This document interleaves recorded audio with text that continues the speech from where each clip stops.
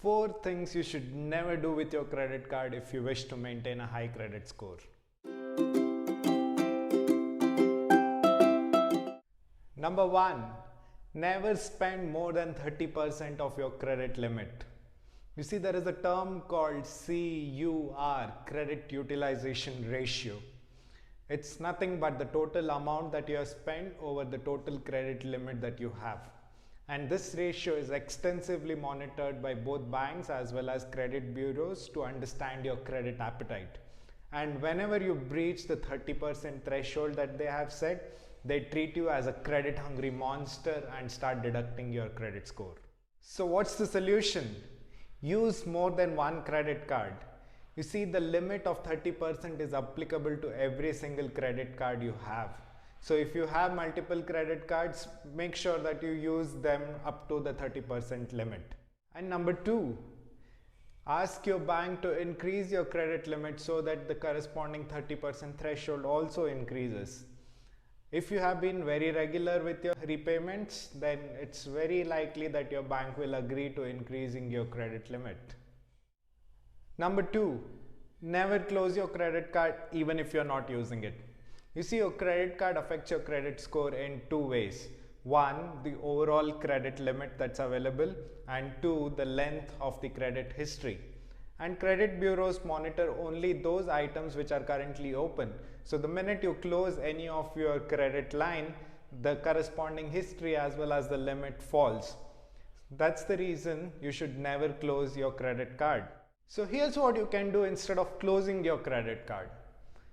Ask your bank to degrade that credit card so that there are no annual or any other charges. Then physically store that card somewhere safe, either at your home or in a bank locker. Third, keep regular check on the credit statements so that there are no wrong transactions added to your credit card. Number 3, don't make multiple random credit card applications within a short period of time.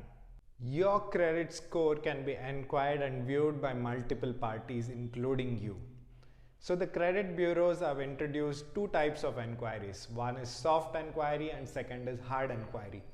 Every time there is a soft inquiry, there is no deduction of credit score because it's just made by you to keep a tab of your credit score. Whereas a hard inquiry is made by the institutions to check your credit worthiness whenever you make a credit card application. And that correspondingly has an impact on your credit score by a few points deduction. So do not make random multiple applications within a short period of time because that can have a sudden dip in your credit score. So what's the solution? Give it some time. You don't need multiple credit cards at the same time. So maybe 3-4 months down the line you can apply for a second one. Also, do not make the application just to see what the benefits and rewards are. All this information is readily available online, or you can just ring up the customer care of that particular bank or institution and check what are their rewards, but don't make an application. Number 4, and perhaps the simplest yet most important, never ever delay or default on any of your credit card repayments or any of your EMI repayments. You see, even one single delay in repayment can drop your credit score by up to 100 points. And when we have a range of only 300 to 900, a 100-point dip is almost 16% fall in your credit score. So never delay the repayment of your credit card dues, not just from the perspective of credit score, but also the interest and penalty that you will have to pay, and which are completely outrageous and exorbitant. And we are not done yet. As a bonus tip, never fall prey for the minimum amount due trap. You see, whenever you get your credit card statement, there's a total amount that you need to repay, and somewhere at the bottom you'll also see the minimum amount due, which is nothing but the 5% of the total repayment that you have to make. So it's very easy that you're lured into this trap, but what happens is you're still considered a defaulter and you'll be charged an exorbitant interest which can range anywhere from 30 to 42% on the total amount due and not just the difference between the total minus the minimum that you have paid.